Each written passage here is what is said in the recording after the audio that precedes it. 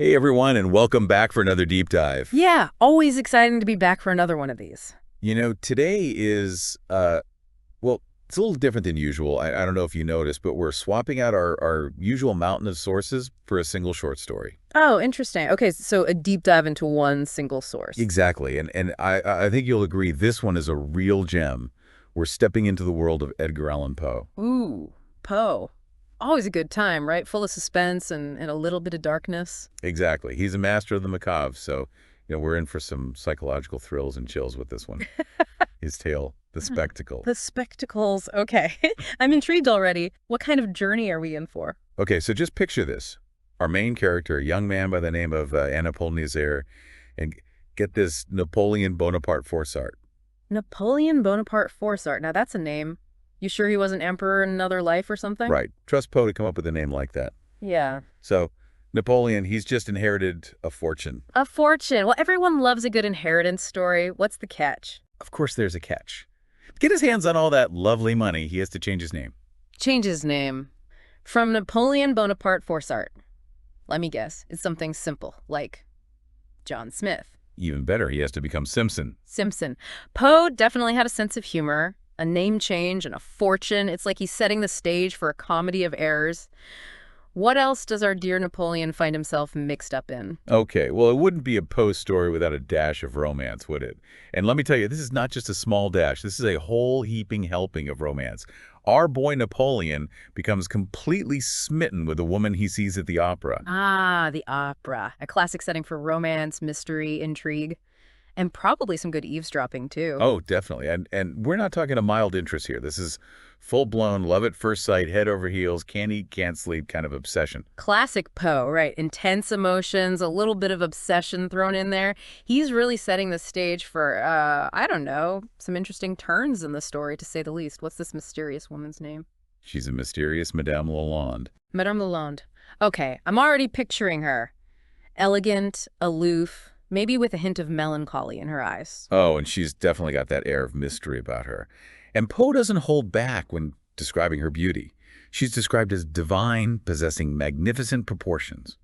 You get the picture. He's really laying it on thick, isn't he? I mean, it's almost like he's, I don't know, exaggerating just a tad. Right. It's that classic Poe style. He uses these really vivid, almost over-the-top descriptions to draw us into the story, and it totally works, right? You're hooked. Oh, absolutely. It's like he's painting a picture with words, but the colors are a little bit more intense, a little bit more dramatic than real life. It definitely keeps you on the edge of your seat.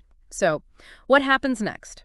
Does our love-struck Napoleon work up the courage to speak to this vision of beauty? Okay, so picture this. Napoleon finally gets a glimpse of Madame Lalande's full face, and what happens? He's strangely disappointed. Disappointed? That doesn't sound promising. Did she have something stuck in her teeth? Spill her champagne on herself, maybe? No, nothing like that. In fact, he's even more intrigued by her now. Intrigued and disappointed. That's a curious combination. Poe really knows how to keep us guessing. So what is it about Madame Lalande that has our dear Napoleon so flustered? Well, here's where it gets interesting. She catches him staring at her. Busted. I can already feel the awkward tension. Right. But here's the thing. Instead of shying away or, acting offended, she studies him through her opera glasses. Ooh, she turns the tables on him. That's a brilliant move. It's like she's taking control of the situation, putting him in the spotlight instead of the other way around. I love it. It's a classic power play, don't you think? Oh, absolutely. And it's this detail, these opera glasses, that really highlights the story's exploration of perception versus reality. Like, who is really seeing whom clearly in this scenario? It's a question that runs through so much of Poe's work, right? That idea that what we see, what we perceive, might not be the whole truth. And sometimes the act of looking, of observing, can reveal just as much about the observer as it does about the observed. It's like Poe is setting us up for a big fall right from the very beginning. Oh, absolutely. And he loves to play with our expectations. He leads us down one path with this, captivating beauty, and then, bam, he pulls the rug out from under us. And speaking of surprises, this romance moves at warp speed. I mean, buckle up because it's a wild ride. Hold on tight. This is going to be good. So we have missed introductions, a bold letter from Napoleon, confessing his undying love. He doesn't waste any time, does he? I mean, talk about a go-getter. Right. And then hold on to your hats because Madame Lalande, she's receptive to his advances. She's playing it cool, like a love-struck teenager. They get engaged. They have a rushed wedding ceremony.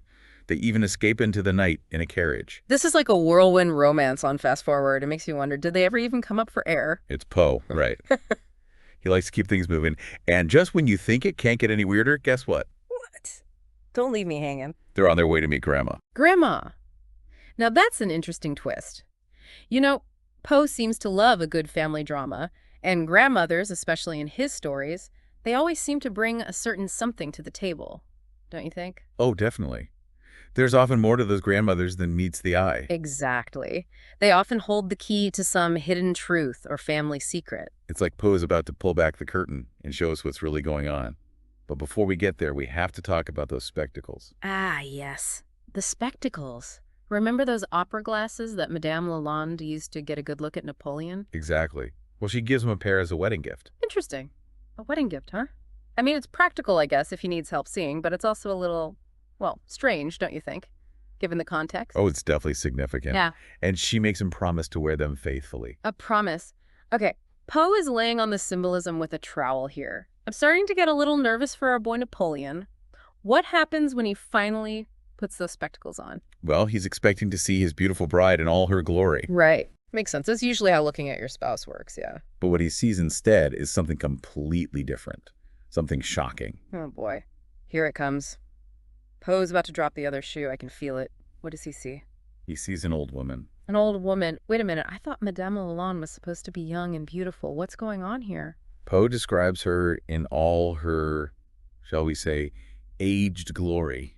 The wrinkles, the missing teeth. Oh, no. Poor Napoleon. Talk about your wedding night surprises. This is definitely not what he signed up for. How does he react? Is he angry?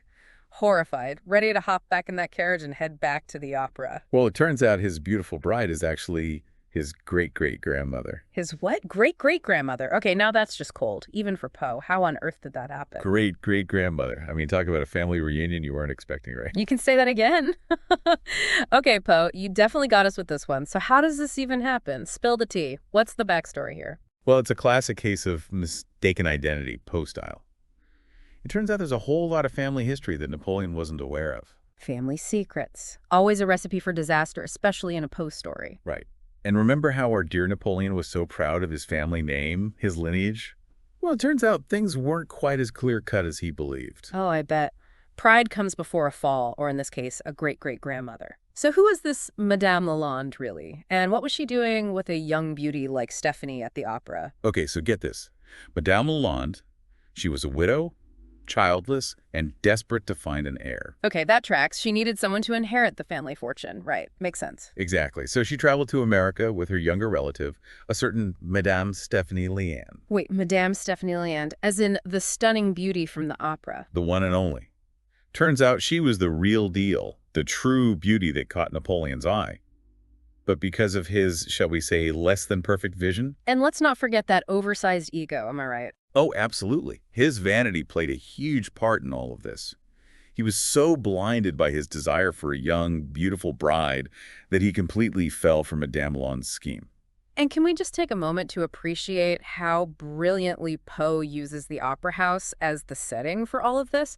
I mean, talk about a place where appearances reign supreme. It's like a stage within a stage, perfectly designed for deception and mistaken identities. It's so perfect, right?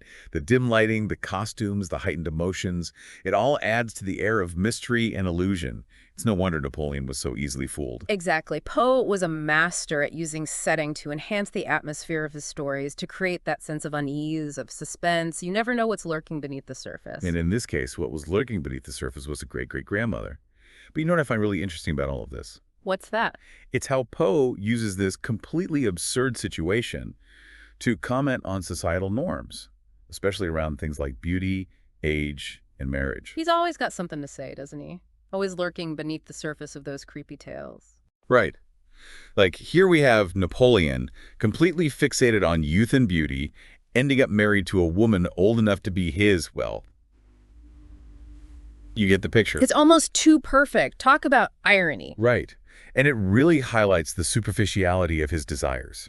He gets exactly what he wished for, beautiful bride, but it backfires in the most spectacular way possible. Be careful what you wish for, right? You just might get it. And Poe's definitely sending a message about the dangers of valuing appearances over substance. Absolutely. And it's not just about beauty either. Poe also takes aim at the institution of marriage itself. Oh, interesting. How so? Well, think about it. Napoleon and Madame Lalonde's marriage is built on a foundation of lies, deception, and mistaken identity. It's the complete opposite of a genuine loving relationship. It's like a twisted parody of a fairy tale romance. Exactly, and it makes you question the whole idea of what marriage means, what it should be based on. It's like he's saying, hey, maybe we should look beyond the surface, beyond those superficial ideals, and think about what truly matters in a relationship. Right. And speaking of looking beyond the surface, we have to circle back to those spectacles. They're not just a random plot device, are they? No way. They're like the most important symbol in the whole story. Those spectacles, they represent clear vision, right? The Yeah. ability to see the truth. Exactly. And remember how Napoleon initially refused to wear them? How he insisted his vision was perfect?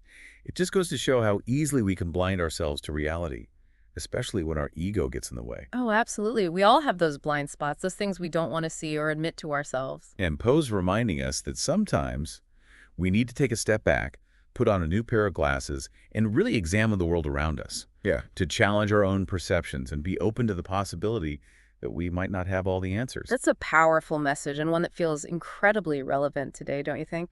Oh, absolutely. We're constantly bombarded with information, with different perspectives, with carefully constructed narratives designed to influence our thinking.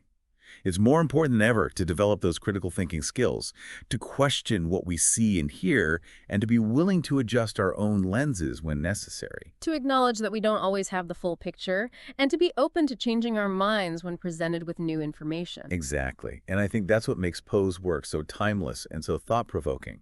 He doesn't give us easy answers. He makes us question. He makes us think critically. And he reminds us that reality is often stranger and more complex than fiction. Well said. He definitely leaves us with more questions than answers, but that's part of what makes his story so compelling. Absolutely. So as we wrap up our deep dive into the spectacles, let's all try to keep Poe's message in mind. Let's challenge ourselves to examine our own biases, to question our assumptions, and to approach the world with a healthy dose of skepticism and an open mind. And maybe, just maybe, we'll avoid ending up married to our great-great-grandmother. That's definitely a goal to strive for. Thanks for joining us for this deep dive, everyone. Until next time, keep those metaphorical glasses polished and your minds open.